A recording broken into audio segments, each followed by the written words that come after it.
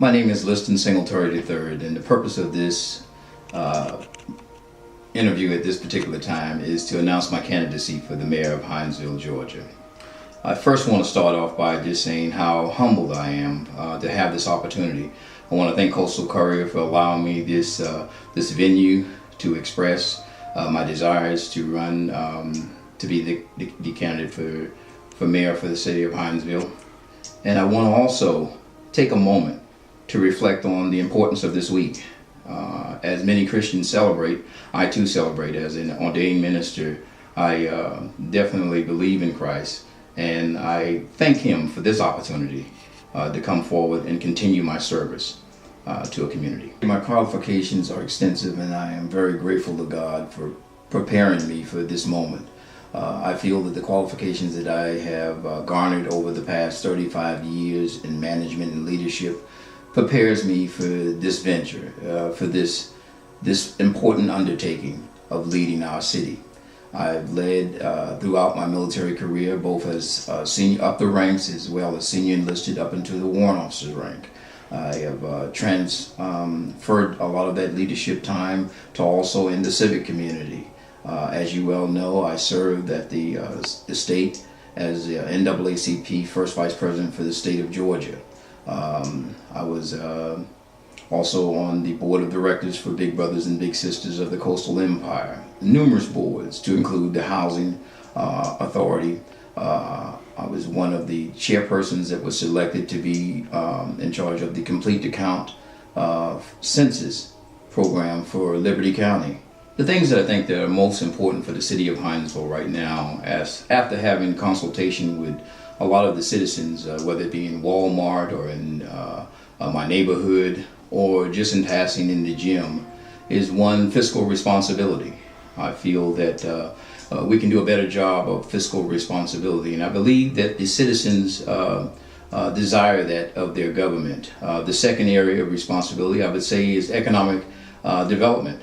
I know that we can do a better job with economic development and seeking out those industries and businesses that would come to Hinesville and employ the citizens, especially those that work out of town that have a desire to work here in the city. When we do that, we increase our tax base, and it's another source of generating revenue and keeping it at home here in the city. We have a large military community, a large civilian population, a lot of retirees and seniors, and I think that would be a benefit to the entire citizen population. The next area that I think is important to highlight is youth programs. Let's face it, our youth are our future.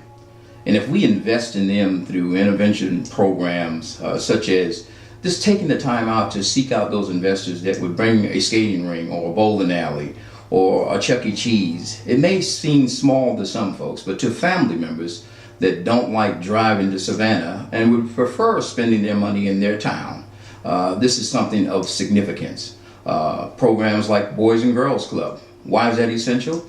Well, our young people are dealing with an incredible amount of pressure, more than I ever endeavored when I was growing up.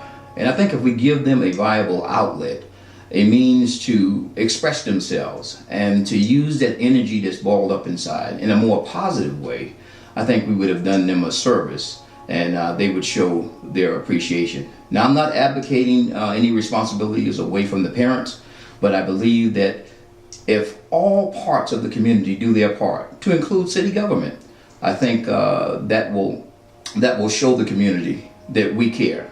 My last two areas of emphasis would be public safety and quality of life.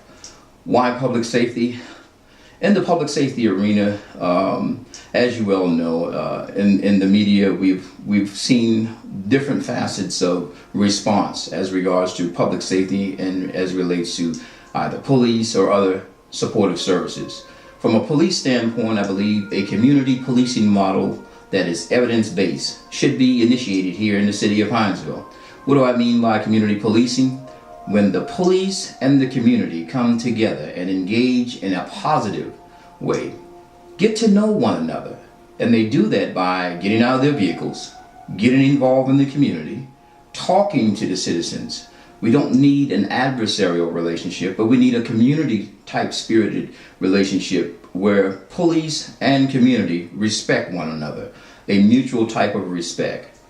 And from the quality of life standpoint, there are many that live within our communities that want just some of the little small things to enhance their quality of life. They're not asking for very much, but I think it's incumbent upon the mayor and city council to listen to their concerns and see where there's some avenues or ways in which we can work together to improve the quality of life for the entire community. My thoughts on SPLOSH is I think it's a very good referendum to put before the people for them to vote upon.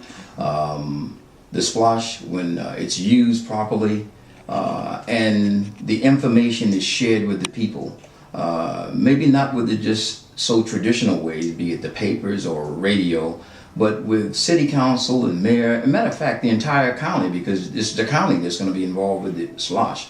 I think we need to do a better job of the PR, of getting the information out to the people. And I believe that citizens would be less apprehensive in wanting to support it. When you talk about municipal type projects, when we talk about the roadways, I believe it was 9.8%, $9.8 million was going to be set aside for recreation. Inviting the people to the table to have a part in the decision making as to how that is spent and where it's spent. We have a recreation center that's in the center of town. It would be wonderful to have a recreation center over here on the west side of town. But that can't be done until the people come to the table. But the invitation must be sent out.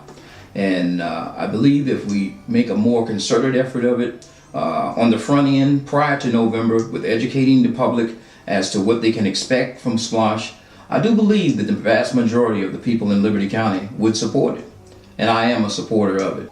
God have afforded me such an incredible platform to lead and manage. And I think it would be doing a disservice to the community if I didn't offer my services in helping the city to move forward.